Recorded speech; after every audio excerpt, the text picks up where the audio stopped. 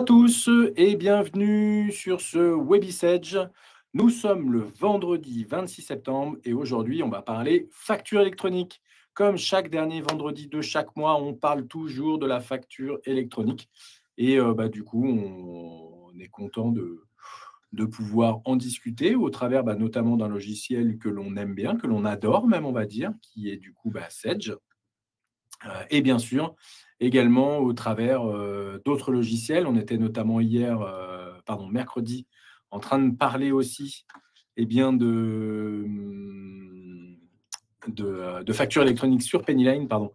J'essaye de lancer le live sur un autre espace et ça passe pas. Je ne sais pas pourquoi. Il faut peut-être attendre 2 minutes. Je vais me mettre sur cet écran. C'est pas très grave. Je me vois ici. Donc, du coup, oui, effectivement, on était mercredi en train de parler aussi de facture électronique du coup dans Pennyline, autre logiciel que l'on adore également, avec une roadmap de cinglé carrément dessus, mais je ne peux rien dire. Du coup, je ne dis rien. Mais du coup, aujourd'hui, on va parler de facture électronique, on va parler de Sage. Je vous ai préparé un beau programme. Il ne va pas falloir qu'on traîne trop, parce qu'on a globalement un peu plus de 50 minutes à passer ensemble. Ça va carburer à mort, à mort.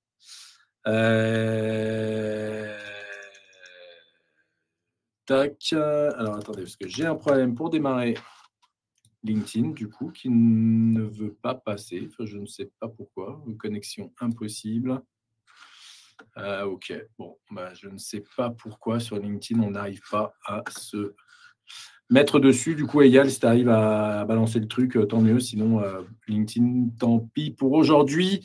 On est quand même malgré tout en direct du coup sur Twitch, sur YouTube, sur Facebook. Alors, je sais, je me suis déconnecté du Wi-Fi d'ici pour aller sur mon téléphone. Donc, ça se trouve, c'est ça qui a planté LinkedIn. Bref, c'est vraiment pas top LinkedIn pour faire ça. En tout cas, pas en restream. Mais c'est pas grave, du coup, désolé pour les auditeurs ou en tout cas les viewers de LinkedIn aujourd'hui. Pas de live pour vous. Il faut nous rejoindre du coup sur les autres plateformes et plus particulièrement sur Livestorm. C'est quand même plus simple. On est donc aujourd'hui du coup sur Livestorm, sur YouTube, sur Twitch et sur Facebook pour se retrouver donc pour ce Webisage dédié à la facture électronique. Un gros sujet à voir ensemble. J'ai préparé plein de choses. Et 15h03, je vais attendre 2 minutes que tout le monde se connecte pour pouvoir commencer. Entre-temps, je vais présenter la société, donc BLC. Nous sommes une société de consulting spécialisée dans l'intégration de logiciels de gestion, notamment Sage, Pennyline, Use, Spendesk, Conto, Agicap. J'espère que j'en oublie pas au passage, sinon je suis désolé les copains. En tout cas, on essaye de s'entourer de ce qu'on pense être les meilleurs éditeurs et chez ces éditeurs, d'essayer de trouver le meilleur des logiciels.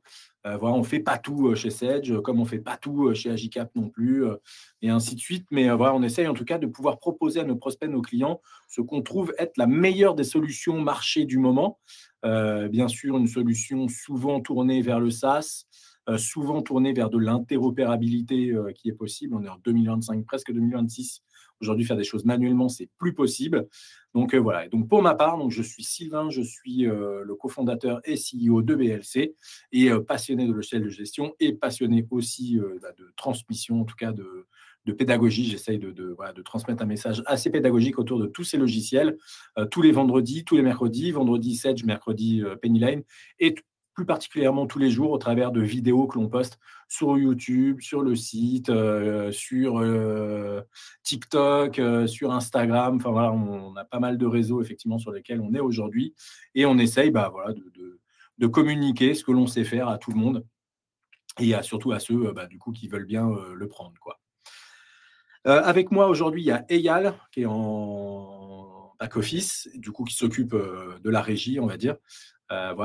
Coucou Eyal, on peut faire un petit coucou. Eyal, il nous aide énormément sur la partie marketing et ça, c'est quand même fort aussi au quotidien. Il est 15h05, je vous propose de démarrer. Je vais essayer, alors attendez, je ne sais pas si je peux faire un petit présentation, vue présentation, présenter enregistré, lecture automatique. Passer en plein écran, ça ne va pas être pratique, ça. Hop. Non, effectivement, ça ne va pas être pratique. Je vous mets juste du coup ici. Voilà, comme ça, je continue au moins à voir ça. Je vais pouvoir passer ici en plein écran et je vais pouvoir du coup vous partager mon petit écran et ça va être sympatoche. Tout l'écran, boum. Voilà, allez, c'est parti. Donc, on est prêt pour la facture électronique. C'est une question, mais finalement, ce n'est pas une question. Nous sommes ici tous prêts pour la facture électronique. Et si nous ne le sommes pas, bah, nous le serons. Globalement, dans 55 minutes, nous serons tous prêts. Nous sommes le 26 septembre 2025. J'ai le plaisir aujourd'hui de vous accompagner effectivement pour parler de la facture électronique, pour parler de la facture électronique au travers de Sedge. On en parlera, on ne dit plus PDP, mais maintenant PA. Donc Sedge est une PA, une plateforme agréée pour ceux qui ne savaient pas. Et du coup, on va parler un petit peu de tout ça cet après-midi. On va masquer ça, c'est plus joli. Du coup, un petit sommaire assez simple, le rappel sur la réforme. Qu'est-ce qu'on va faire en attendant la réforme? On va utiliser Data Clean and Control, on va s'inscrire à la PA, on va parler de Sedge Network aussi, c'est quoi? Alors, Network et Connect, je ne l'ai pas mis ici dans mon petit sommaire, mais globalement, on va parler de Network et Connect. On va parler de Sedge ACS, j'essaierai de vous faire une petite démo à chaque fois de DCC, d'inscription à la PA, de Network, Sedge ACS, et ainsi de suite. Si on a le temps, je regarde un peu le chrono, c'est bon. Et ensuite, on finira par une petite séance de questions-réponses. Et si toutefois, on n'a pas le temps de répondre à toutes vos questions, comme d'habitude, la semaine prochaine, on vous fait parvenir un email récap avec un joli replay de ce WebISedge qu'on va passer ensemble aujourd'hui et dans lequel vous aurez la réponse à toutes les questions qui ont été posées cross-platform. Donc, n'hésitez pas à poser des questions également de votre côté sur YouTube, sur Twitch, sur Facebook. Peu importe où vous regardez globalement ce WebISedge, n'hésitez pas à poser vos questions. Essaye de me les transférer pendant ce live, mais voilà, si on ne peut pas répondre à tout, encore une fois, on y répondra la semaine prochaine. Allez, on attaque fort. Un rapide rappel, le cadre légal et les différents principes de cette réforme. C'est assez simple, on le répète maintenant depuis un bon moment. Le calendrier, qui est un calendrier progressif. Alors, pourquoi progressif? Tout simplement parce que cette réforme, la RFE, la réforme de la facture électronique, ne se met pas en place à une date, mais se met en place progressivement en 2 dates. D'accord? On va voir ça ensemble tout de suite. Et du coup, ces dates, c'est septembre 2026 et septembre 2027. Alors, comment on va se faire manger, croquer au passage? Globalement, les grandes entreprises et les ETI, je vous ai mis un petit peu les seuils, effectifs supérieurs à 5 000 ou bien effectifs compris entre 250 et 5 000, ou le chiffre d'affaires 1,5 milliard ou supérieur à 1,5 milliard. Alors, c'est entre 50 millions et inférieur à 1,5 milliard sur les ET. Vous, si vous êtes ici lors de pendant ce WebISedge, globalement, vous, septembre 2026, vous prenez tout dans les dents tout de suite. D'accord? Donc, à la fois l'émission de vos factures, à la fois la réception des factures d'achat, et aussi, on en parle peu, le e-reporting. On reviendra un petit peu sur ces 2 petites choses-là. Mais voilà, donc en tout cas, il va falloir tout mettre en place effectivement à partir de septembre 2026. Et les PME, elles, effectifs inférieurs à 250 ou chiffre d'affaires inférieur à 50 millions de chiffre d'affaires. Alors PME ou TPE ou en dessous, d'ailleurs, on n'a pas mis, mais effectivement, c'est toutes les entreprises qui sont assujetties à TVA. Devront donc mettre en place cette réforme en 2 temps, septembre 2026 pour la réception et septembre 2027 pour l'émission des factures et le e-reporting. D'accord? Donc, globalement, je rappelle le planning BLC. Nous, c'est 2025. On veut que nos clients soient prêts pour la réception des factures. Alors, la réception in-app dans Sedge, ça va fonctionner, on en parlera.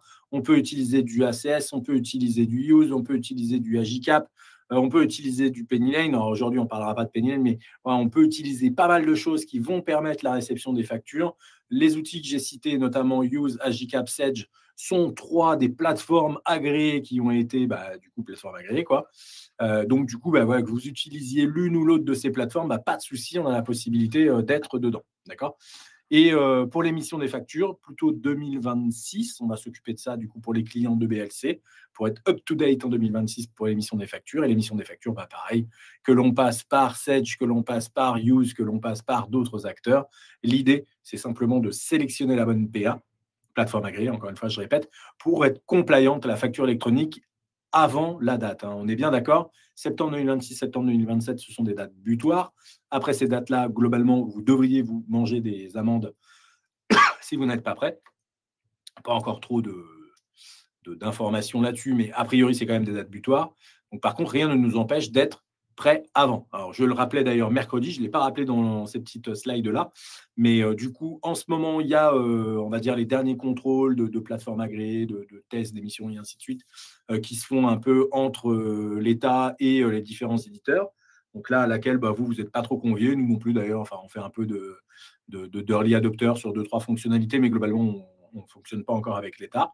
Par contre, janvier 2026, là, on va avoir une sélection du coup d'acteurs qui vont se porter un peu early adopteurs, dont vous allez pouvoir faire partie. Je vous invite à en faire partie. Je trouve que c'est hyper intéressant en tout cas d'aller en tant qu'early adopteur. Ça permet de tester un peu tout ça, comment on va être croqué, mangé à la réforme sur la facture électronique. Encore une fois, c'est une super chose, je trouve, pour les entreprises, pour revenir dessus.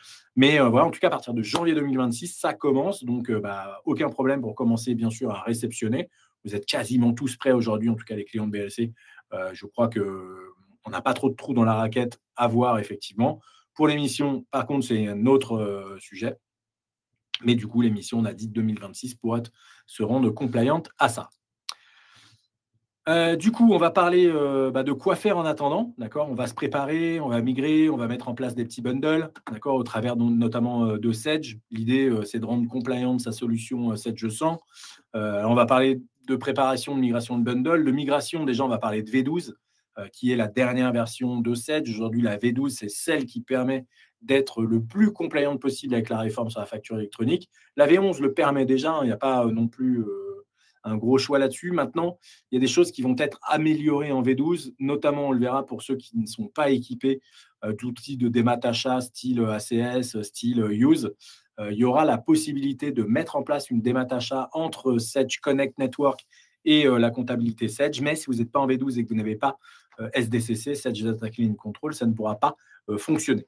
Donc, on va parler de process, d'accord. Donc, dans les process achat, process vente, process aussi règlement, parce qu'on n'en parle pas, mais le e-reporting, c'est un peu la synthèse des achats et des ventes avec les règlements. Globalement, comment je fais pour publier et pour dire aux impôts que ma facture BLC Conseil a été payée ou que moi, j'ai été payé de telle ou telle facture, parce que globalement, les impôts, il va y avoir la date d'exigibilité de la TVA qui doit être due. Et c'est comme ça qu'ils vont pouvoir contrôler globalement la TVA. Donc, il y a le e-reporting qui va être dedans. Donc, il y a également les data. On va parler beaucoup de data, de mise à jour des data, de nettoyer un peu les data qu'on va avoir dans des bases. Pour beaucoup d'entre vous, on utilise Sedge depuis très longtemps. J'étais encore chez un client que je salue d'ailleurs aujourd'hui, il y a 2 semaines, un vendredi, qui me disait que ça faisait pas loin de 30 ans qu'ils étaient sur Sedge. Alors, pas loin de 30 ans de Sedge, ça fait une sacrée base de données qui a vécu, et ainsi de suite. Donc forcément, tout n'est pas forcément tout beau, tout propre dedans, même si ça fonctionne correctement, il n'y a pas de sujet là-dessus. Mais voilà, il va falloir nettoyer un peu ces bases de données. La mise en conformité, on en parlait, ça c'est la migration en dernière version, migration V12. Également, mettre en place les bons outils. Est-ce que je sélectionne du coup un outil on-premise mais hébergé ou bien un outil hébergé type SaaS, type SPC? On en reparlera, j'en ai assez parlé sur le sujet. Si toutefois vous avez des questions, posez-les dans l'onglet questions ou alors faites-moi un petit mot ou quoi que ce soit et on prend rendez-vous ensemble pour en discuter, il n'y a aucun problème. Et enfin, le choix d'une plateforme. Alors, le choix d'une plateforme, pour moi, c'est celui qui est, c'est pas compliqué, mais disons que quand on n'est pas sûr d'utiliser tout Sedge, le choix de la plateforme, il n'est pas si évident que ça. Par contre, ici, aujourd'hui, si jamais vous êtes full Sedge, on ne se pose pas de questions. À la fin de ce webinaire, boum, je vous montre où c'est et vous inscrivez à la PA Sedge. D'accord. Plus vite on est inscrit, mieux ce sera. Ça sera quelque chose qui sera passé. On pourra être en plus dans les premiers pour avoir accès à tout ça. Et honnêtement, ça sera une très bonne chose. Donc, le choix de la plateforme, il se fait notamment, si j'utilise que du Sedge, Sedge Compta pour gérer tous mes achats et ainsi de suite avec ACS et tout ça. La gestion commerciale pour les ventes. Si jamais je fais ça, effectivement, la PA7, pour moi, c'est une évidence. Maintenant, si je fais les ventes dans un autre outil, la PA7 peut être une très bonne option, mais il faut voir quel autre outil vous utilisez de vente. Est-ce qu'il sera PA? Est-ce qu'il sera OD? Est-ce qu'il sera rien du tout? Alors, il y a plein d'outils qui vont permettre dans Sedge de récupérer de la facturation et du coup de pouvoir lancer la facture au travers de la plateforme agréée Sedge. Ça, aujourd'hui, on est déjà prêt. Donc, si jamais vous savez déjà que votre outil il est claqué au sol, en tout cas, en termes de conformité, il est très bien pour votre métier, il n'y a aucun problème là-dessus. Mais en termes de conformité, il est claqué au sol, vous savez que vous allez faire le choix de Sedge. Idem, on sélectionne dès aujourd'hui la plateforme agréée Sedge. Et toutefois, si on se gourre, c'est pas grave, on pourra toujours faire machine arrière, mais on ne va pas se tromper. C'est le but d'aujourd'hui. Donc, du coup, on va parler de Sage Data Clean and Control. Je vais essayer de vous faire une petite démo. Je regarde en même temps l'heure. Paf, OK, on s'avance pas trop vite. Donc, du coup, SDCC, c'est quoi avant de vous faire une démo? Alors, c'est une option qui n'est plus optionnelle. Donc, du coup, c'est obligatoire, mais on peut toujours ne pas le mettre dans les. Enfin, voilà. Donc, on n'a pas trop compris si c'était une option ou pas chez Sage. Mais globalement, c'est quand même bien de l'avoir parce que ça va vous permettre trois choses. Ça va vous permettre de faire du contrôle dans vos bases, notamment les contrôles des données. On en parlait de nettoyer les bases de données, les SIRET, numéro intracommunautaire, le référentiel client-fournisseur, référentiel EDI, les pays, la TVA, l'unité d'achat, de vente, l'assujettissement à TVA, oui, non. Enfin voilà, plein de choses que va vous permettre de mettre en place SDCC et surtout d'avoir un doigt qui s'appuie là où il va y avoir des erreurs dans votre configuration pour que vous puissiez être compliant de facture électronique. Enfin, après, sécuriser également la nature des flux. On va parler, alors la RFE, la réforme sur la facture électronique, c'est essentiellement, pour ceux qui le connaissent déjà, un peu de l'ODI, quoi. C'est de l'échange de données informatisées. C'est plus ou moins exactement la même chose, mais il va y avoir énormément de flux qui vont partir de vos bases de données, qui vont revenir dans vos bases de données, qui vont repartir via le reporting. Voilà, donc tout ça, il va falloir le sécuriser, hein. On n'est pas là pour balancer les datas n'importe où. On a beaucoup de clients, notamment chez BLC, qui traitent des données de santé. Donc, il y a une certaine volonté, voilà, de ne pas se gourer quand même là-dedans. Donc, SDCC va permettre de fiabiliser la nature des flux. Les factures, le e-reporting, les cas métiers, le canal de communication. Donc, tout ça va être verrouillé, va être bien fait et globalement va nous permettre de ne pas déborder, d'accord, de ne pas se faire déborder. Mes données de santé resteront des données de santé, resteront sauvegardées et du coup, je serai toujours compliant de données de santé. Et enfin, la productivité, on en parlait, mais du coup, le contrôle en masse, la comptabilisation automatique des factures, sans ACS, on en reparlera après, mais dans ACS, pour ceux qui l'utilisent, c'est déjà le cas, mais ceux qui n'ont pas ACS aujourd'hui, ce n'est pas parce que vous n'avez pas ACS que vous n'allez pas pouvoir le faire. Encore une fois, ACS, ce n'est pas une obligation pour la réforme sur la facture électronique. Je sais que beaucoup de mes confrères le disent, mais vous savez ce que je pense de tout ça. Peu importe, mais globalement, voilà. En tout cas, ce n'est pas obligatoire. Donc, ne vous laissez pas avoir pour essayer de signer des contrats au dernier moment sous la peur ou sous la contrainte d'une obligation légale qui n'existe au final pas. ACS n'est pas obligatoire, d'accord? Il y aura un service via la PA de Sage qui permettra de réceptionner la facture au travers du portail Network Connect et qui viendra déverser les écritures comptables directement dans votre compta. Par contre, il n'y a pas plein de choses à côté. Il n'y a pas le workflow de validation, tout ça, on en reparlera, d'accord? Rapprochement des factures automatiques des documents d'achat avec la gestion commerciale, idem, ça aussi, ça va être prévu, d'accord? On va pouvoir avoir un lien entre l'APA, plateforme agréée, et la gestion commerciale. Je vais recevoir ma facture d'achat, je vais aussi pouvoir directement mettre à jour ma gestion commerciale. D'accord? Je vais retrouver ma facture d'achat et je vais pouvoir mettre à jour ma gestion commerciale. Donc tout ça, SDCC va le permettre. Alors pas que SDCC, SDCC 7G100 V12. D'accord? Donc il y a quand même, on l'a dit, si jamais je reviens un petit peu avant, ça correspond à cette brique-là. La conformité ici, la conformité, c'est bien évidemment d'être en dernière version de Sage et d'avoir mis en place les bons outils. OK? On avance un petit peu. SDCC, c'est quoi? C'est un outil qui se veut pérenne et être évolutif. Voilà, donc il y a des échanges automatisés des factures dans Sage Connect. D'accord? Donc c'est lui qui va permettre ça. L'insynchronisation de l'annuaire PPF, donc la plateforme publique de facturation obligatoire pour émettre des factures. Globalement, le PPF, c'est quoi? Ça va être, on peut considérer ça un petit peu comme l'opérateur téléphonique. D'accord? Peu importe quel opérateur, il est au milieu, c'est lui qui gère un petit peu tout ça. Et vous avez un numéro de téléphone qui s'appelle le numéro de SIRET pour une entreprise. Et quand BLC va facturer l'entreprise X, le numéro de téléphone BLC va appeler le numéro de téléphone de l'entreprise X. Et tout ça, ça va se faire au cœur justement de l'annuaire PPF, donc l'annuaire des plateformes agréées, qui va pouvoir nous permettre de communiquer d'une plateforme à une autre. Après chaque importation, la création des fiches tiers, paramétrage des articles, oui, il va toujours y avoir la nécessité, quand on va créer un client, un fournisseur, de se mettre en conformité dans sa fiche. C'est quoi son adresse, c'est quoi son SIRET, c'est quoi son numéro de TVA Intracom, c'est quoi son régime d'imposition. Il va y avoir plein de choses à mettre comme ça. SDCC va continuer à bouger comme ça et à faire fonctionner l'outil. Et enfin, l'évolution des contrôles avec l'annuaire et la législation. On l'a vu en Italie. En Italie, après la mise en place de la réforme sur la facture électronique, il y a eu 50 mises à jour. Donc 50 en tout cas choses qui ont évolué dans la réforme, on va dire plutôt. Et du coup, à chaque évolution de réforme, pour un éditeur de solutions de gestion, ça veut dire qu'il faut globalement mettre en place quelque chose de nouveau. Et donc tout ça, ça va nous permettre de faire évoluer SDCC et de faire évoluer Sedge Connect et Sedge Network. Alors attention, Connect et Network, ce sont des outils full SaaS, d'accord? Donc il n'y aura pas de mise à jour, tout ça à prévoir.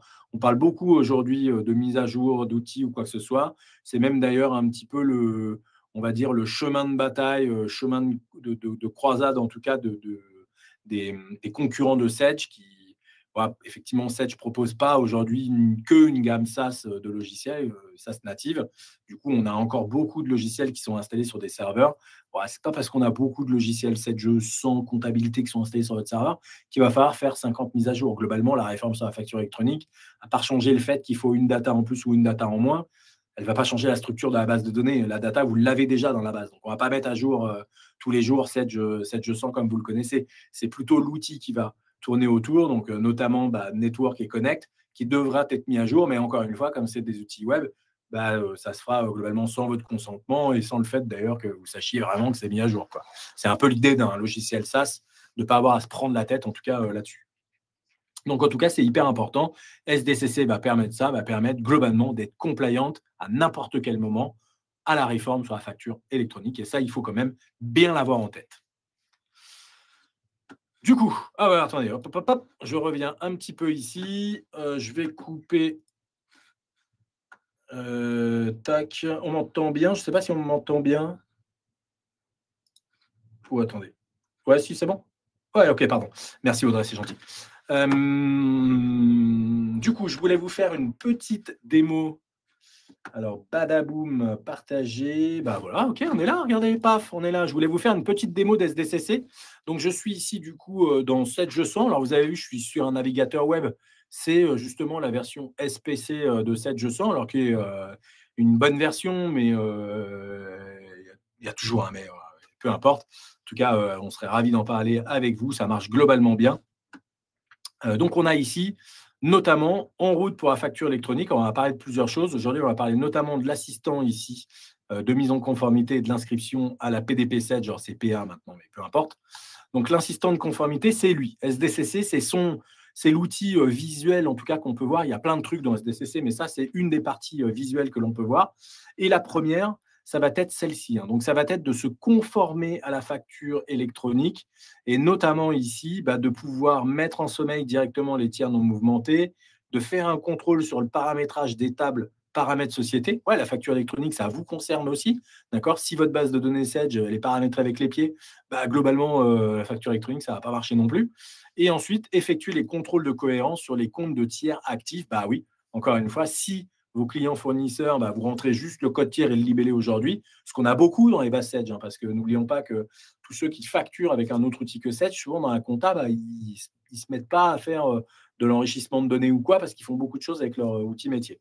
Donc, souvent, on a des bases qui ne sont pas hyper bien qualitatives, on va dire, dans Sedge. Là, on n'aura pas le choix, d'accord?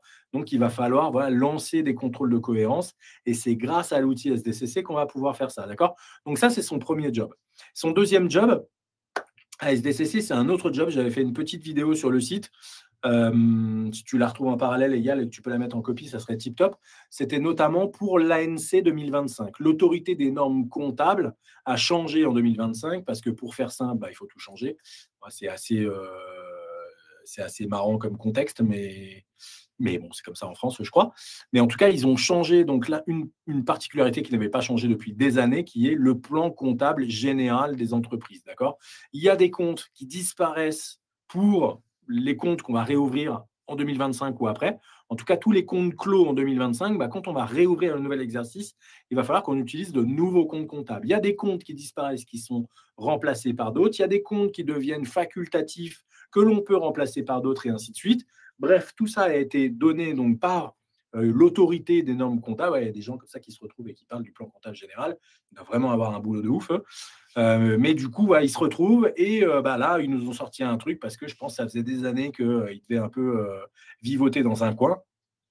Et il va bien falloir quand même le mettre en place dans nos solutions de gestion. Et SDCC permet ça aussi. Il permet notamment d'automatiser tout ce traitement, de passer sur la base, de voir si les comptes qui disparaissent sont utilisés, ont été utilisés. S'ils sont utilisés ou ont été utilisés, Sedge va vous proposer du coup de les reclasser dans les nouveaux comptes et ainsi de suite. Donc, tout va se faire automatiquement. Et ça, ça a quand même une grosse plus-value. Voilà. Egal a mis le lien directement dans le chat. Donc, n'hésitez pas à récupérer effectivement récupérer cette petite vidéo pour aller la regarder ce week-end. Voilà, je sais que le week-end, on adore regarder les Webisage BLC et les vidéos de toutes les personnes chez BLC qui font des super tutos. Donc voilà, n'hésitez pas à la récupérer. Donc voilà, globalement, le job de SDCC. J'accélère un peu les 426, mais voilà un petit peu son job. D'accord. Donc SDCC, l'un de ses jobs, pardon, ça va être la mise en conformité de votre base. D'accord. Donc à un instant T, aujourd'hui, on va prendre le cas de BLC Conseil. La base de données, elle est toute pourrie. Donc, il va falloir repasser dessus un coup parce que il va y avoir beaucoup de mises à jour à faire, de nettoyage et ainsi de suite. Et après, on a la même chose en permanence, d'accord? Parce que j'espère avoir toujours de nouveaux clients, certainement de nouveaux fournisseurs parce que des éditeurs de solutions de gestion, il y en a plein qui pullulent sur le web en ce moment. Et ils ont tous des super produits voilà, qu'on ne peut pas tous remplacer, mais dès qu'on trouve une pépite, on essaye effectivement de vous la proposer, donc ça fait des nouveaux fournisseurs. Mais en tout cas, quand on va créer nos fiches dans cette gestion de comptabilité, il va bien falloir que cette fiche elle soit correctement renseignée, parce que sinon, en facture électronique, je ne pourrais pas recevoir les factures de mes fournisseurs, je ne pourrais pas envoyer les factures à mes clients, et donc du coup, c'est tout de suite un peu plus chiant pour gérer ma compta. Et donc, du coup, autre boulot, l'ANC 2025, et après tous les boulots qu'on a vus après, qui sont notamment l'automatisation des achats et tout ça qui va pouvoir notamment fonctionner. Hop là, je vous refais la petite presse ici. Hop là. Et donc, on va parler maintenant de la souscription à la plateforme agréée Sedge. Alors, qu'est-ce que c'est ça? Sedge a mis en place du coup un lien qui va vous permettre de souscrire dès aujourd'hui à la plateforme agréée Sedge. Il n'y a rien d'obligatoire, il n'y a rien de... Une fois qu'on a mis la main dedans, on est attrapé, on est mangé, on a perdu le bras, pas du tout. On peut toujours faire marche arrière. Maintenant, encore une fois, si vous n'utilisez que Sedge, vous pouvez dès aujourd'hui souscrire à la plateforme agréée Sedge. Si vous n'utilisez pas que Sedge, mais que votre logiciel de vente, vous savez qu'il est claqué au niveau des normes et que concrètement, ils ne seront jamais PA ou ils ne seront jamais OD, pareil, on trouvera une solution du coup dans Sedge ensemble. Et du coup, dès aujourd'hui, vous pouvez souscrire à la plateforme agréée Sedge. Et si toutefois il y a un doute, vous me faites un petit message. Ou bien il y aura des petits liens à la fin sur le site, notamment BLC. Vous prendrez un petit moment avec soit avec un commercial, soit avec moi, et on vous expliquera comment justement on va s'organiser ensemble, comment on va processer vos solutions de gestion pour que globalement vous n'ayez pas grand-chose à vous reprocher le jour du passage. Donc tout ça, l'inscription, on la retrouve ici, d'accord? Inscription à la PDP Sedge. On peut également passer, alors normalement, il y a une petite brique ici aussi qui peut exister, où on peut aussi avoir accès directement à la PDP, mais globalement, quand on clique ici, on voit toujours bien l'écran, on rebondit directement sur Sedge, ce n'est pas BLC qui propose ça, évidemment. Et quand vous descendez un petit peu, voilà, notamment ici, on a 3 phases. Informez-vous sur les obligations de la plateforme agréée, choisissez votre plateforme agréée, et enregistrer votre plateforme agréée. Et globalement, ici, on va nous enregistrer notre plateforme agréée. Ça prend 10 minutes. Il y a quand même un consentement et ainsi de suite. Enfin, on n'adhère pas à une plateforme agréée sans rien. Voilà, donc là, il y a une petite vidéo, vous pouvez la regarder. Mais l'idée ici, voilà, il y a un petit parcours du coup pour y aller. Donc, on va commencer ici à souscrire et on va pouvoir souscrire les différentes sociétés que l'on a à la plateforme agréée Sedge. D'accord? Donc ça, je vous invite véritablement à le faire. Ça vous permet aussi de vous mettre en haut de la pile aussi pour la partie early adopter. Nous, on l'est déjà chez BLC. On est prêt dès aujourd'hui, on est déjà early adopter sur pas mal de fonctionnalités, mais dès le 1er janvier ou le 2 ou le 3, en tout cas quand ça sera live, on va commencer à envoyer nos factures. Alors, on va doubler avec un PDF, bien sûr, parce qu'aujourd'hui, tout le monde en face n'est pas prêt à la recevoir. Mais on va commencer à envoyer nos factures avec, sous format RFE, à recevoir les factures des fournisseurs qui seront prêts également. Donc, voilà, je vous invite à en faire autant parce que globalement, les grosses entreprises, elles sont déjà presque prêtes. Les ETI et les grandes entreprises, on parle d'Orange, Bouygues, EDF, tout ça. Eux, ils ne vont pas attendre septembre 2026 pour se mettre compliant. Ils le sont déjà. OK, donc ça, c'est hyper important. Donc, du coup, je répète, c'est ici, inscription à la PDP Sedge. Et du coup, vous allez pouvoir ici directement vous inscrire. Allez, je reprends ma petite presse. On est parti. Hop là. Comment on va être prêt pour la facture électronique avec Sedge et BLC? Globalement, en tant que client Sedge, pas BLC, mais du coup, là, c'est Sedge. La solution Sedge est prête pour la réglementation française en matière de facturation électronique. En V11, on était déjà prêt. En V12, on est plus que prêt. Donc, du coup, ça passe par une mise à jour, effectivement, des logiciels. La conformité, y compris la connexion à notre, j'aurais dû changer, mes plateformes agréées sont intégrées à votre abonnement. Il n'y a pas de surcoût chez Sedge. Alors, attention, pas de surcoût étoile. Sedge prévoit en envoi de facture de gérer jusqu'à 12 000 factures par code client Sedge. Attention, ça, c'est hyper important parce que je ne l'avais pas compris comme ça initialement. Mais si vous êtes un client Sedge et que vous avez dans Sedge 4, 5, 6, 7 sociétés, les 12 000 documents par an, ça concerne toutes les sociétés. Ce n'est pas 12 000 par société, c'est 12 000 tout confondu. Maintenant, le document complémentaire, je n'ai pas affiché la slide ici, mais ce n'est pas très cher. Il y a des packs qui sont vendus. Globalement, ça revient à peu près à 0,05 centimes le document complémentaire. Il y a des petits packs en plus qui existent. Franchement, ce n'est pas ça qui va nous ruiner. Donc, du coup, il faut… voilà, en tout cas, c'est intégré et du coup, c'est presque gratuit, on va dire, en tout cas avec une étoile dans votre abonnement. Vous pourrez envoyer, recevoir des factures électroniques en toute simplicité. Encore une fois, pas d'outil obligatoirement, pas d'outil obligatoire à acquérir, à acheter pour être complémentaire à la facture électronique. ACS n'est pas obligatoire, je le répète à nouveau parce que j'entends tellement de conneries à ce sujet que c'est même un peu usant au quotidien. Du coup, ACS n'est pas obligatoire. On pourra recevoir une facture fournisseur au travers de la plateforme agréée Sedge, donc du coup dans Sedge Network, qui sera un peu la page web où on va pouvoir sélectionner toutes les factures, enfin en tout cas tout voir. Et à partir de là, on pourra créer des schémas comptables qui viendront se déverser dans la comptabilité. Alors, ça sera quelque chose de très simple, schéma comptable très simple, pas de workflow de validation. Si on a besoin de ça, ACS, par contre, c'est le bon outil. Mais si on n'a pas besoin de ça et qu'on a peu de besoins, globalement, on est déjà compliant et ça peut déjà aller en comptabilité. D'accord? Donc ça, voilà, c'est important de le préciser. Et enfin, pour en bénéficier, vous, assurez-vous de disposer de la dernière mise à jour de Sedge. Effectivement, ça va être important quand même, malgré tout, la dernière mise à jour. Même si vous savez, chez BLC, on ne pousse pas toujours vers la dernière version, mais là, on est quand même dans une contrainte un petit peu légale qui nous oblige à aller très vite. On va parler un petit peu de Sedge Network. Alors, malheureusement, on est early adopter, mais on n'a pas le droit de vous le montrer. Voilà, on a signé des NDA dessus, donc bon, ça serait nous exposer à pas mal de choses. Donc, du coup, Sedge Network, on peut en parler quand même malgré tout. Sedge Network, c'est quoi? C'est, du coup, on le voit, il est un petit peu au milieu. Alors, j'ai essayé de mettre un truc ici, un neurone, on va dire, quoi. Sedge Network, c'est l'outil qui va tout connecter. D'accord? La plateforme agréée Sedge, Sedge Connect. Il y a également Sedge Copilot qui est en train d'être déployé également, qui sera déployé en 2026 sur Sedge 100. Donc, Copilot, c'est quoi? C'est l'intelligence artificielle, l'IA, l'IA, comme ils disent là-bas. Et donc, du coup, qui va être déployé dans Sedge. Et ça sera un peu un bot. On pourra lui poser des questions dans Sedge et ça va nous répondre. Mais globalement, donc, Sedge Network va permettre d'envoyer les factures à la PPF. Donc, c'est une connexion directe avec la plateforme publique de facturation. C'est une connexion directe avec les plateformes agréées, les autres plateformes agréées du marché. C'est une connexion directe avec les banques également. On en reparlera quand j'aurai le droit de… Vous allez voir, c'est dingo, le site. Et c'est une connexion directe avec ses clients, ses fournisseurs également. D'accord? Donc ça, vous allez voir, il y aura pas mal de trucs qu'on pourra faire. Notamment, on pourra faire aussi de la relance au travers de cet outil. Vous allez voir, c'est vraiment chouette. Alors, ça marchera, la relance, que si on facture avec la gestion commerciale. Voilà, il y a pareil, une petite étoile aussi quand même là-dessus.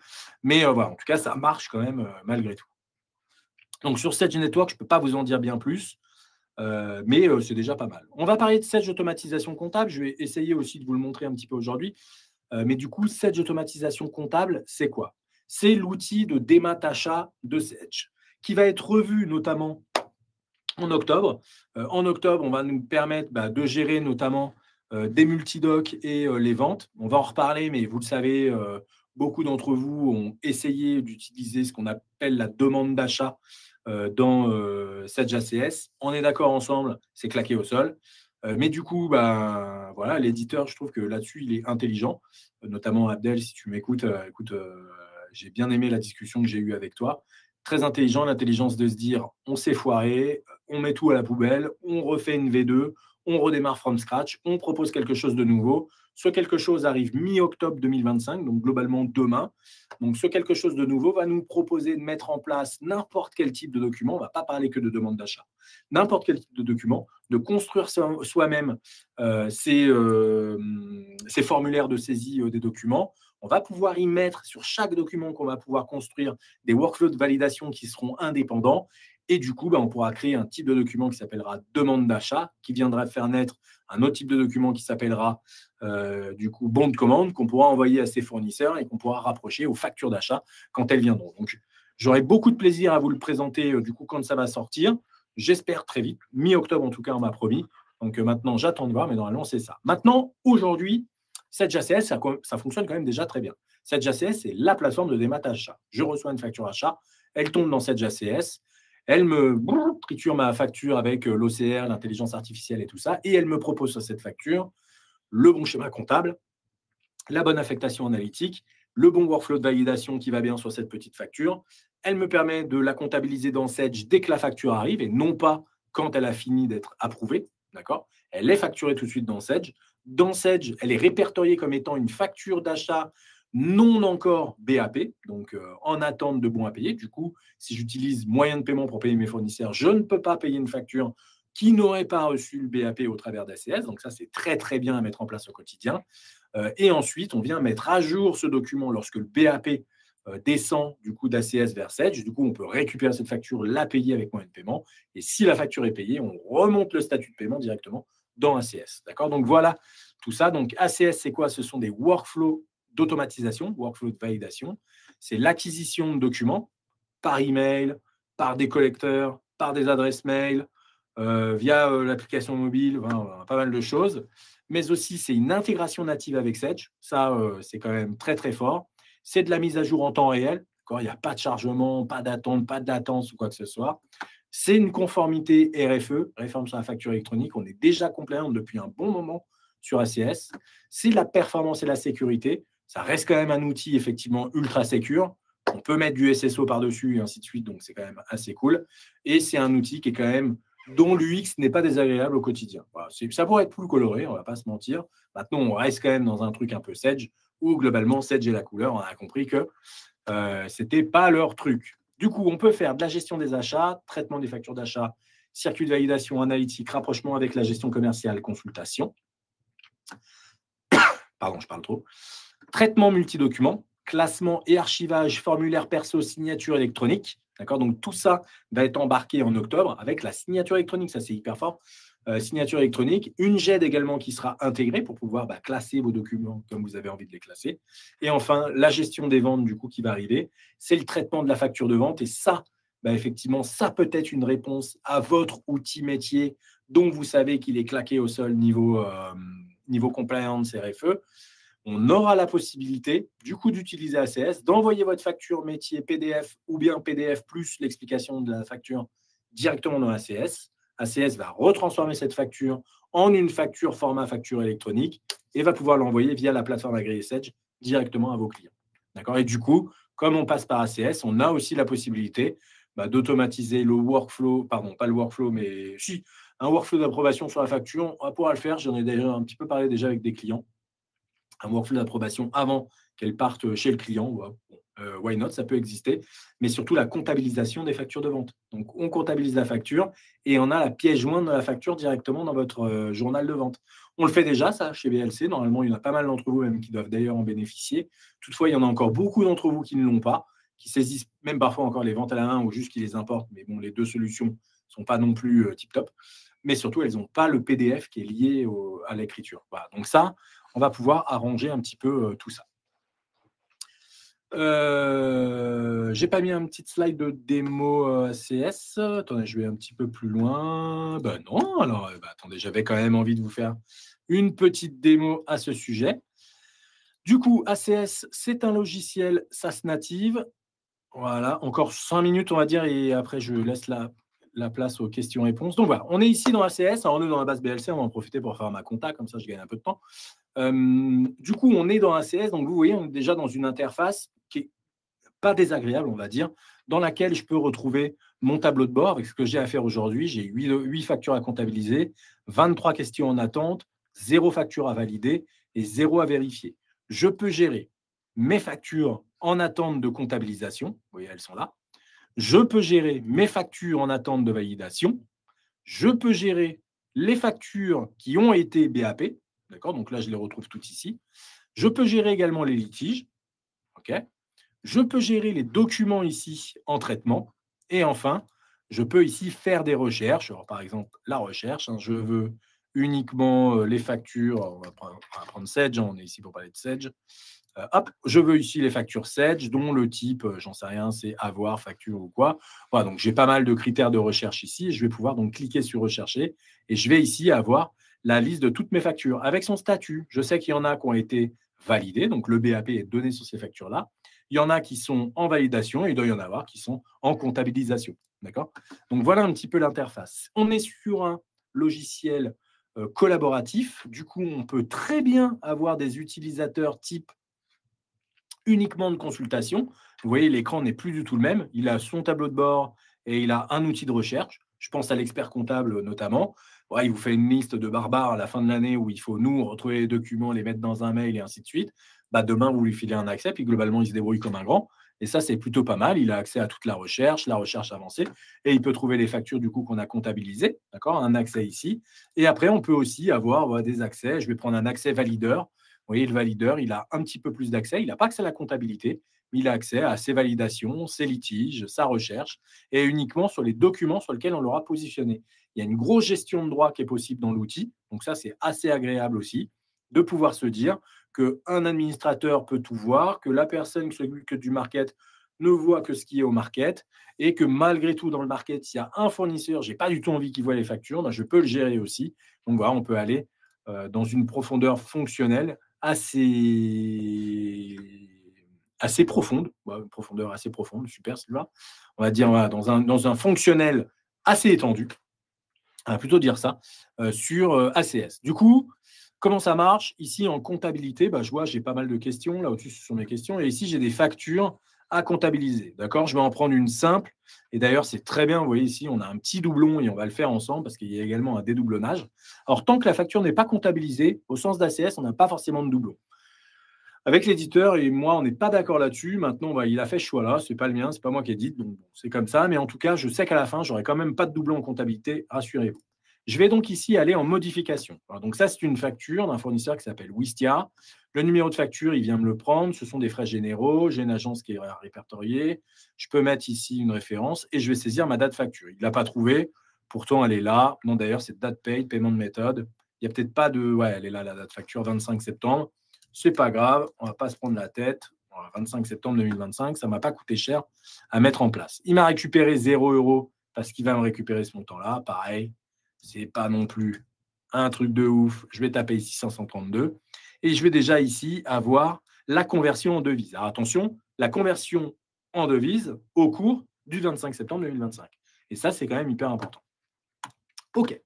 Ensuite, je vais avoir mes outils de comptabilisation ici. D'accord? Donc là, il a bien retrouvé que c'était Wistia. Je vais cliquer ici sur mon petit ajuster le solde pour qu'il me récupère mon solde de 453,19 €. La date d'échéance, j'ai mis un paramétrage bizarre chez BLC parce que j'aime bien les bizarreries.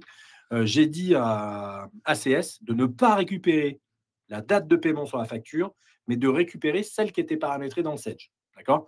Alors, c'est un peu couillon parce que du coup, dans Sedge, je n'ai pas paramétré partout. Donc, du coup, il y a pas mal de fournisseurs où il ne me la met pas. Mais en général, celle-là, je ne me prends pas la tête, on s'en fout, c'est ça, c'est du prélèvement. De toute façon, je n'ai pas trop le choix là-dessus, ça ne m'intéresse pas trop. D'accord? Donc, 25 septembre 2025. Mais bien évidemment, on aurait pu aller chercher la date directement ici sur le document. Ensuite, il est venu me retrouver mon 613 qui va bien. Je vais pouvoir ici dire que c'est du 453,19 €. Et enfin, c'est bien de la TVA ici extra-communautaire. Il me calcule bien ma petite TVA. Et enfin, il ne me reste moi plus qu'à… Alors, j'aime bien gérer ça dans Sedge, mais ici, c'est bien une facture du 24 août 2025 au 24 septembre 2025. OK. Pourquoi je mets ça? Ça doit parler à tous les comptables qui me regardent aujourd'hui. Les périodicités d'écriture de régularisation, en l'occurrence ici, charge constatée d'avance ou FNP, en fonction d'où on se situe. La facture ici, elle est du 25 septembre, donc globalement, ça peut être que une facture non parvenue. Mais voilà, en tout cas, on peut gérer les deux. Et dans Sedge, on a la particularité de pouvoir intégrer ces deux dates pour pouvoir générer automatiquement, hein, on l'a ici, voilà, dans Sedge, traitement, écriture de régularisation des charges et des produits. Et ici, on va constater des CCA, des FNP, des PCA, des FAE à une date qu'on va déterminer ensemble, qu'on appelle la date pivot. Et ensuite, derrière, on va pouvoir ici avoir de l'extourne automatique et ainsi de suite, ainsi de suite. D'accord? Donc, tout ça, c'est automatisé au travers de Sedge. Ce sont des éléments sur lesquels on vient du coup se positionner dans ACS. En l'occurrence, j'ai mis ça ici, moi, date de début, date de fin. On peut aussi les mettre en en-tête de doc. Moi, j'aime bien la ligne parce que sur une même facture, parfois, on peut avoir des lignes avec deux dates différentes. Ça arrive peu, mais quand ça arrive, si on le gère à l'en-tête, bah, c'est un peu chiant, on ne peut pas le gérer. Donc, du coup, j'aime bien le gérer à la ligne. Et du coup, là, on est bon. D'accord? Donc, je vais ici, moi, mettre en BAP, mais bien sûr, j'aurais pu glisser cette facture en litige ou bien la transmettre directement à un valideur. D'accord? Là, je sais que c'est un BAP. On va pouvoir faire ça. OK, on continue. Du coup, ici, j'ai mon petit Wistia. C'est la même facture, hein, du coup. Donc, on va pouvoir modifier la facture. Et là, vous voyez, tout de suite, il me dit c'est un doublon détecté pour cette facture. Je vais fermer. Je suis administrateur, j'ai toujours le droit d'entrer dedans, mais normalement, je ne peux pas. Et ici, moi, je vais juste en profiter pour supprimer la facture. Donc, voilà un petit peu comment on va pouvoir utiliser ACS. Encore une fois, ce n'est pas obligatoire, mais ACS vous permet, dans ce qu'on a vu ensemble, ben, tout simplement de mettre en place des workflows de validation. On est où aussi? Hop là, pardon. Va permettre de mettre en place des workflows de validation, des comptabilisations qui ne vont pas être simples, par exemple, avec plusieurs comptes de charge et ainsi de suite. Pourquoi pas de l'analytique, pas simple non plus, avec des grilles analytiques un peu différentes par module. Voilà, donc tout ça, ACS va vous le permettre. Et encore une fois, on parle d'un outil native Sedge qui est connecté instantanément à Sedge. Donc là, la facture que j'ai balancée dans ma compta, elle est dans ma compta instantanément. D'accord? Je n'ai pas besoin d'appuyer sur un bouton pour rafraîchir ou quoi aux caisses. Donc ça, c'est quand même très bien. Allez, j'accélère pour répondre aux questions. Après, je vois qu'il y en a un petit peu. Du coup, 5 bonnes raisons de nous faire confiance. Bah, la première, notre mission, c'est de favoriser la digitalisation des entreprises dans le respect de leurs besoins. Ça a toujours été le critère number one de BLC. Quand on a créé cette boîte il y a 11 ans, c'était juste parce qu'on se rendait compte que les entreprises étaient vraiment, comment dirais-je, étaient outillées n'importe comment. En tout cas, il y avait beaucoup pas de sens. Enfin, il y avait beaucoup de logiciels qui n'avaient pas de sens dans l'entreprise. Il n'y avait pas d'interopérabilité entre eux. Voilà, nous, notre mission, c'est vraiment celle-ci, c'est de digitaliser l'entreprise, pas pour parler de digitalisation pour parler de digitalisation, mais simplement pour rendre du confort à l'utilisateur au quotidien. Voilà, faire des imports toute la journée dans Sedge, c'est nul, d'accord? Alors que automatiser les traitements entre plusieurs outils dans Sedge, c'est ce qu'il faut faire. La deuxième raison, c'est Sedge est un des seuls acteurs à être à la fois OD et PA, j'aurais dû le modifier ici, offrant un statut de guichet unique. En effet, Sedge est une PA, alors un des seuls acteurs, bon, plus aujourd'hui, mais en tout cas, ils sont OD, opérateurs de dématérialisation, et du coup, plateforme agréée. Donc, ils vont tout gérer au travers de la même plateforme. Donc, ça, c'est quand même un gros plus que peut proposer Sedge également au travers de ces outils SDCC, Network et Connect, d'accord, qui se connectent à tous leurs outils, à la fois Sedge 50, à la fois Sedge 100, Sedge 1000, X3, Intact aussi que l'on fait chez BLC. Voilà, on va avoir tout ça et on a une seule chose qui va gérer ça, donc c'est la PA Sedge. Sedge est garant de l'intégrité et de la complétude des données sur tout le parcours. C'est eux qui stockent, d'accord? C'est eux qui envoient. Donc, on a véritablement quelque chose qui est sécurisé de bout en bout, d'accord? Donc, il n'y a pas de trou dans la raquette où il peut y avoir des données qui s'échappent ou quoi que ce soit. Non, non, non, non. Tout ça, c'est Sedge qui va veiller à tout ça. Donc, c'est ni BLC, ni un acteur, peu importe lequel sur le marché. On n'a pas, nous, aujourd'hui, le poids de Sedge et globalement, je pense qu'on ne l'aura jamais. Là, on est bien effectivement sur un acteur mondial et une future plateforme agréée européenne. Aujourd'hui, on parle de plateforme agréée française, hein, on répond à la norme française, mais bien évidemment, ça va beaucoup plus loin que ça. Aujourd'hui, l'Europe est concernée et donc, effectivement, Sedge va se lancer là-dedans assez rapidement. Et enfin, Sedge Network est le premier réseau digital de confiance inter-entreprise ouvert par API. Ça, c'est hyper important de le souligner. Aujourd'hui, Sedge Network, c'est déjà utilisé, notamment par les UK et les US, à d'autres fins, parce que du coup, la facture électronique chez eux, ce n'est pas la même chose que chez nous, notamment aux US. Mais ils utilisent déjà les plateformes network à d'autres fins. Et surtout, il y a une API qui est une API publique au travers de ce document. On a déjà, nous, aujourd'hui, les sources de l'API. Donc, si toutefois, on devait passer via l'API pour récupérer vos factures de vente et les faire passer directement par l'APA, ça serait largement possible, d'accord, à des coûts qui seraient du coup très faibles aussi également. On a un projet, d'ailleurs, je ne sais pas si le client est dans l'auditoire, je ne sais pas si on dit comme ça d'ailleurs, mais en tout cas, s'il est connecté, mais on a un beau projet comme ça, et du coup, ça, tu peux y répondre quand même malgré tout. Petite question-réponse. Du coup, je reprends ici les questions. OK, alors attendez, je vais juste arrêter. Non, je n'arrête pas le partage. Hop, hop, hop, il y a 4 questions. Allez, je commence par Michael, la première.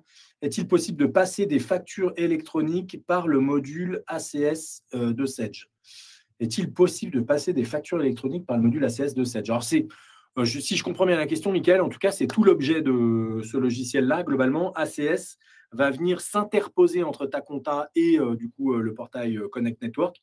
Donc, globalement, à chaque fois que tu vas recevoir une facture d'un fournisseur, on va pouvoir le récupérer au travers d'ACS. D'accord? C'est ACS qui va le récupérer, qui va qui va te le proposer ou à tes équipes comptables, qui vont le gérer, qui vont donc ensuite gérer le workflow de validation et tout ça, et qui du coup va se comptabiliser nativement dans la comptabilité. Pour les factures de vente, c'est un peu différent. Si on utilise la gestion commerciale, c'est un autre protocole. On ne va pas utiliser Sedge ACS, mais ça sera très très bien géré dans Sedge. On verra ça lors d'un autre webinar qui est prévu d'ailleurs, je crois, en octobre ou en novembre. Toutefois, si tu n'utilises pas Sedge gestion commerciale, on a la capacité de récupérer tes factures de vente dans ACS. ACS va les transformer en factures électroniques et va les envoyer à tes clients via l'APA Sedge. Voilà, je ne sais pas si ça répond à la question, mais en tout cas, voilà, ACS est vraiment au cœur de l'enjeu de facture électronique pour Sedge. Une question de Guillaume. Comment cela va se passer pour les PME utilisant actuellement Chorus? Est-ce que Chorus va être conservé? Est-ce que nous devrons également émettre des PA? Globalement, Chorus, c'est une plateforme agréée. D'accord? Donc, il va y avoir des sociétés qui vont être référencées auprès de Chorus, donc notamment les ministères et ainsi de suite. Hein. Et globalement, la PA Sedge, quand tu vas envoyer une facture, donc aujourd'hui, ce qu'on fait, c'est qu'on utilise, alors soit on n'utilise rien et on se connecte à la plateforme Chorus et on dépose ses documents, soit on utilise Sedge Facture, je crois, ou alors un autre outil qu'on aime bien aussi, des compagnons d'Arcadie, qui marche très bien, alors, dit Floa d'ailleurs, ça n'existe plus, c'est Floa, qui marche plutôt pas mal et qui permet d'automatiser le traitement de Sedge vers Chorus. Mais ça, du coup, ce traitement-là, demain, on va l'automatiser au travers de la PA Sedge, puisque tu auras ton SIRET. Le SIRET que tu vas facturer, lui, il sera afférent à Chorus, et du coup, on enverra directement à Chorus. Pareil, je ne sais pas si ça répond bien à la question. Je l'espère. En tout cas, n'hésitez pas à en reposer d'autres si jamais ce n'est pas le cas. Hop. J'ouvre une autre question, idem de Guillaume, pardon. Est-ce qu'on est obligé de passer en V12 ou une V13 est à prévoir avant septembre 26? Nous sommes en V10. Alors, tu n'es jamais obligé de passer en V12. Maintenant, tu es en V10, donc tu es bien obligé de faire quelque chose parce que la V10, ce n'est pas compliant. C'est V11 ou V12 actuellement. La V13, elle n'est pas prévue tout de suite. Elle sera prévue certainement entre le mois de juin et le mois de septembre, du coup, 2026. Maintenant, si tu veux un bon conseil de ma part, je pense que juin-septembre, c'est beaucoup trop tard pour se mettre à jour l'année prochaine. Il y aura un flot d'entreprises qui s'y prendra au dernier moment et ça va être tellement le feu, la guerre, que les sociétés comme BLC et les autres, on n'aura pas le jus pour mettre à jour tout le monde. Alors, effectivement, on travaillera 4 fois plus, ça c'est évident. Maintenant, ça sera aussi dans la précipitation. Je pense qu'il y aura moins de qualité également qui sera apportée. Du coup, non, tu n'es pas obligé de migrer en V12. Maintenant, de la V10 à la V12, c'est une bonne migration à prévoir. En tout cas, moi, je la ferais si c'était moi. Maintenant, si tu es en plus sur SPC, alors je ne sais pas si c'est ton cas, mais SPC, la migration, c'est quand même assez rapide. Attention toutefois aux développements externes qui sont du coup pas compatibles entre la V10 et la V12. Il faut recompiler les objets métiers.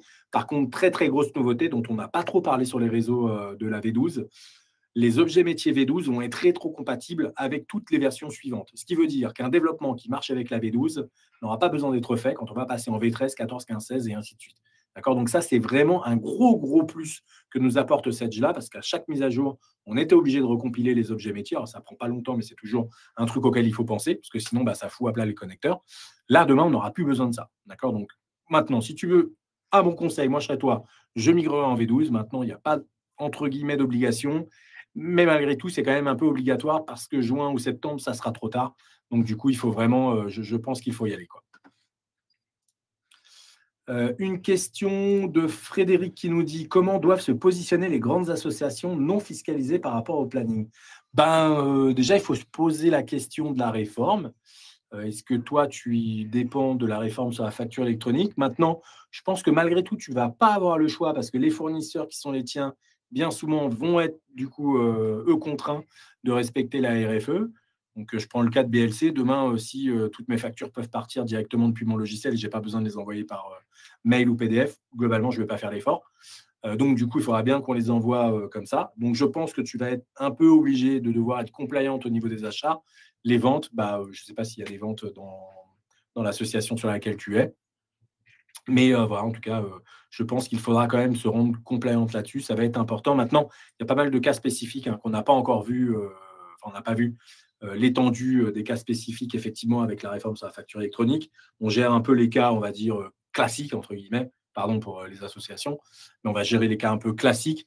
Et je pense qu'au fur et à mesure, d'ici la fin de l'année, le début de l'année prochaine, les cas spécifiques vont s'enclencher, notamment le tien, par exemple. Du coup, on aura des solutions beaucoup plus claires à apporter. Maintenant, aujourd'hui, je pense que malgré tout, il faut quand même y aller. C'est quand même une bonne chose. Il n'y a plus de questions. Ah bah si, pardon, il y a plein de questions. Une question de Bruno qui nous dit: les entreprises ayant plusieurs établissements ont des numéros de siret différents. Il n'est pas possible, je crois, d'ajouter des numéros par adresse de livraison. Devrons-nous splitter les comptes qui avaient des adresses de facturation en plusieurs comptes différents? Alors, si je comprends bien la question, tu factures plusieurs sociétés et peut-être que tu n'en payes qu'une seule. Ça, dans Sedge, aujourd'hui, on le gère. On le gère notamment au travers du tiers payeur. Donc, on paramètre autant effectivement de clients ou de fournisseurs que l'on a besoin dans Sedge, avec donc des numéros de siret, effectivement, comme tu dis, qui sont différents. Et pour autant, on va avoir un numéro de tiers payeur. Donc, le tiers payeur en comptabilité, c'est soit celui que l'on paye, soit quand on gère le tiers payeur en gestion commerciale, c'est celui pour lequel on balance les écritures comptables. Donc, du coup, oui, effectivement, il va falloir malgré tout que tu le payes comme ça. Parce que, du coup, la connexion des annuaires, les plateformes agréées vont communiquer avec les autres plateformes agréées ou bien avec le PPF qui se trouvera un peu au milieu, la plateforme publique de facturation, vont communiquer au travers de ce fameux numéro de téléphone qui, pour une entreprise, correspond au numéro de siret.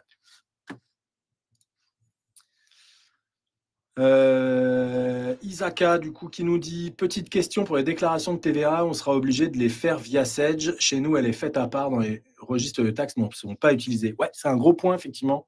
Je ne l'ai pas mis dans la slide, mais c'est sûr que la déclaration de TVA, il faudra la faire au travers de Sedge. Alors, ça va être vachement simplifié quand même, malgré tout, puisque pour la facture électronique, il va falloir qu'on gère les registres de taxes, parce que il y a tous les paiements et ainsi de suite qui vont devoir en dépendre.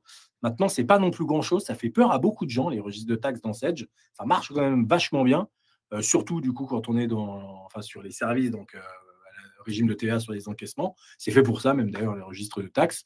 Mais du coup, il suffit de les paramétrer, entre guillemets, il suffit, c'est du temps à passer avec des consultants. Évidemment, il suffit de les consulter, de les tester, d'émettre la première déclaration avec. Mais une fois que c'est fait, ça fonctionne.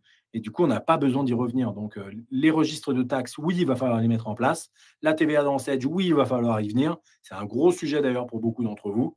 Maintenant, voilà, c'est des sujets qu'on connaît bien. On fait, nous, toujours un audit avant. D'accord. On ne se dit pas mettre en place les registres de taxes ces 3 jours. C'est une connerie monumentale de faire ça. Il faut faire un audit avant. Parce que si on a peu de logiciels qui communiquent avec Sedge, ça peut être très simple à mettre en place. Si on a beaucoup de logiciels qui communiquent avec Sedge, des logiciels d'achat, de vente ou quoi que ce soit, ça peut être un peu plus compliqué. Donc, tout ça, c'est à prendre en compte. Donc, un petit audit d'une journée avec une demi-journée sur place, une demi-journée de rédaction, ça vous donne déjà les premières guidelines. Et derrière, nous, ça nous dit aussi ce qu'il faut mettre en place dans votre entreprise pour pouvoir globalement se mettre à jour de la problématique TVA dans Sedge. Mais encore une fois, n'ayez pas peur, ça se fait même très bien, donc voilà, n'hésitez pas, quoi. Une petite question d'Audrey: ACS est obligatoire, Use ne le fait pas. Alors Audrey, je n'ai pas le truc de la question, mais en tout cas, non, ACS, ce n'est pas obligatoire dans la réforme. Si on n'a pas ACS, on n'a pas Use, on n'a rien. Encore une fois, quand on va recevoir notre facture, du coup, sur le portail Sedge, qui s'appellera donc Sedge Network, d'accord, le site web, on retrouvera toutes nos factures d'achat d'un côté, toutes nos factures de vente de l'autre. Pour les factures d'achat, on aura la possibilité de paramétrer un schéma de comptabilisation, mais très simple, avec un seul compte de charge et ainsi de suite. D'accord. Donc, dès qu'on a besoin de plus, effectivement, il faudra partir sur une autre solution. Déjà, ça peut répondre à quelques-uns d'entre vous. Donc, c'est pour ça que ACS n'est pas obligatoire. Par contre, tu veux mettre en place du workflow de validation, tu veux mettre en place de la comptabilisation compliquée, entre guillemets, juste plusieurs comptes de charge sur la même facture, tu veux mettre en place de la demande d'achat, du bon de commande, toutes ces petites choses-là qui devraient normalement bien fonctionner à partir du 15 octobre. J'ai une petite alerte sur la demande d'achat et le bon de commande. Je ne l'ai pas vu tourner. Ça devrait être incroyable, m'a-t-on dit, mais on m'avait déjà dit ça sur la V1 et c'était claqué au sol. Donc, voilà, j'attends quand même de voir le 15. Mais malgré tout, voilà, si tu veux gérer au moins, on va dire, les workflows de validation et des schémas de comptabilisation un peu compliqués, ACS, effectivement, est obligatoire dans ce cas-là. Use le fait très bien aussi. D'ailleurs, Use, c'est un peu le, comment dirais-je, moi j'adore cet outil, je trouve ça très très bien. Enfin, c'est un peu l'usine à gaz, mais la bonne usine à gaz, celle où on peut tout faire dedans et globalement on n'a pas trop de restrictions, donc c'est quand même très bien aussi. Mais par contre, Use, c'est pas nativement connecté à Sage. On passe par des connecteurs, notamment un connecteur qu'on a développé via API, mais il y a toujours un élément de synchro, en tout cas un petit délai qui se met entre eux, alors que là, sur la partie ACS et Sage, il n'y a pas de délai là-dessus. Hop, voilà, je crois qu'il n'y a plus de questions. Il n'y a plus de questions. Donc, du coup, je vais retourner dans le chat. Je vois Frédéric me dit merci. Mais, avec plaisir, en tout cas. Du coup, effectivement, on va avancer un petit peu. S'il y a d'autres questions, n'hésitez pas. Quand vous recevez le mail aussi, vous pouvez en poser. On y répond aussi derrière. Il n'y a pas de sujet là-dessus. Vous pouvez donc, du coup, nous retrouver sur Discord. Hop, je vais faire ça. Attendez, je vais vous remettre là. Non, d'ailleurs, je ne vais pas vous remettre là. Attendez, je continue comme ça. On va me dire si c'est bien, mais normalement, ça devrait fonctionner. Donc, du coup, pas que je ne vous regarde pas, mais juste parce que mon écran est à gauche. Je vous mets du coup un petit lien vers Discord. Boum, boum, boum, boum. Il est où? Il est là, le pépère. Hop là, on le promouvoit sur la scène, caché, promouvoir sur la scène. C'est parti, voilà. Le petit lien sur Discord. Discord, c'est quoi? C'est une communauté gratuite, d'accord? Sous forme de forum, on va dire, pour simplifier un petit peu le cas. C'est la première communauté francophone qui traite des sujets de solutions de gestion. Toute solution, ERP, gestion commerciale, facturation, trésor, reporting, paye, on retrouve tout là-dessus. Venez, nombreux, on est déjà 2000 ou 3000 membres. Il y a beaucoup de questions qui s'échangent, des réponses évidemment. Donc, si jamais vous avez des questions, vous souhaitez un peu participer à quelque chose d'un peu plus communautaire, on va dire, Discord est là pour ça. Donc, n'hésitez pas à nous rejoindre sur un Discord communauté BLC. Mais évidemment, il n'y a pas que nous dessus. Donc, on répond à pas mal de sujets. Mais parfois, ça va très vite et on n'a pas besoin d'y répondre. Également, donc, du coup, YouTube. Je vais vous le mettre aussi ici. Badaboum, elle est où? Elle est là. Patatrac. Voilà, donc pareil, un petit accès vers notre chaîne YouTube. Alors, ça nous aide énormément. Merci pour nous. Si jamais vous vous abonnez à la chaîne, c'est toujours trop cool. Enfin, ça donne des stats de ouf et on n'est pas payé par YouTube. Mais en tout cas, ça nous booste pour créer des formats de vidéos différents. Ça booste aussi les collaborateurs chez BLC. Et ça, c'est hyper important. Mais en tout cas, donc sur YouTube, vous retrouvez l'intégralité des vidéos. On essaye de publier à peu près une vidéo par jour. Égal, si je ne me gourre pas, en tout cas, on a pas mal de contenu aujourd'hui qui tombe sur tous les sujets, CRM, gestion, finance, trésor, marketing, enfin bref, tout. Donc, globalement, n'hésitez pas effectivement à vous connecter là-dessus. Enfin, un avant-dernier lien. Bien évidemment, je ne peux pas partir sans vous laisser partir avec l'agenda des lives qui est à venir.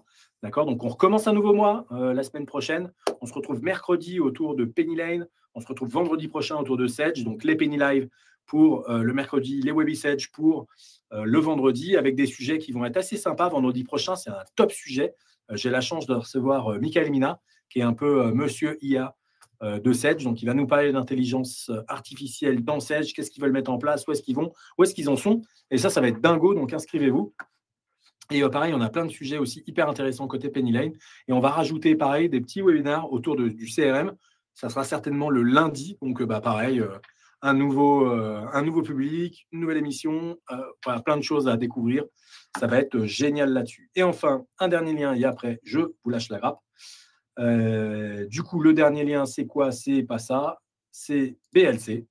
Je vous l'ai dit, vous pouvez, si vous voulez, poser vos questions, nous retrouver. Voilà, on a pas mal de petites choses. On a beaucoup d'événements qui sont à venir, notamment un qui s'appelle la DAFTech, effectivement, qui est un événement DAF voilà, autour de la compta au mois d'octobre. On y sera chez BLC. Du coup, n'hésitez pas à nous rejoindre là-bas. Maintenant, voilà, on fait beaucoup de choses, vous le voyez sur le site. Donc, n'hésitez pas à prendre rendez-vous avec l'un de nous. On sera ravis, en tout cas, de vous aider dans vos réflexions autour de vos logiciels et ainsi de suite, évidemment. Et puis, voilà. Et du coup, une dernière slide. Voilà, pour vous dire merci. Merci beaucoup pour votre présence aujourd'hui à ce Webby Sage. C'était vraiment chouette. J'adore effectivement ces temps de parole qui sont assez libres pour ma part. N'hésitez pas, si vous avez des contenus que vous voulez voir abordés ou quoi que ce soit, vous pouvez donner une petite idée auprès d'Eyal ou auprès du site web. Je pense qu'on doit pouvoir créer quelque chose comme ça. Eyal, ce serait pas mal pour essayer de recueillir un peu de contexte sur ce qu'on veut voir venir. Pareil, si il y en a qui veulent nous rejoindre, peut-être à un webinaire ou quoi que ce soit, j'ouvre la porte, il n'y a pas de problème sur le studio d'à côté. On peut parler d'un sujet qui vous botte, une question qui vous botte plus qu'une autre, pourquoi ceci, pourquoi cela. On parle 60 minutes ensemble avec plaisir. C'est ouvert, n'hésitez pas. Alors, c'est peut-être pas ouvert tous les vendredis, parce qu'il faut quand même qu'on parle logiciel aussi. Mais en tout cas, on peut s'organiser ça sur l'année. Avec plaisir, en tout cas, de partager cette passion que j'ai avec vous. Et du coup, bah voilà, je vous retrouve donc la semaine prochaine autour des sujets de logiciels de gestion. Entre-temps, je vous souhaite une très belle fin d'après-midi. Je vous souhaite un très bon week-end et je vous dis à très vite. C'était Sylvain de BLC. Ciao.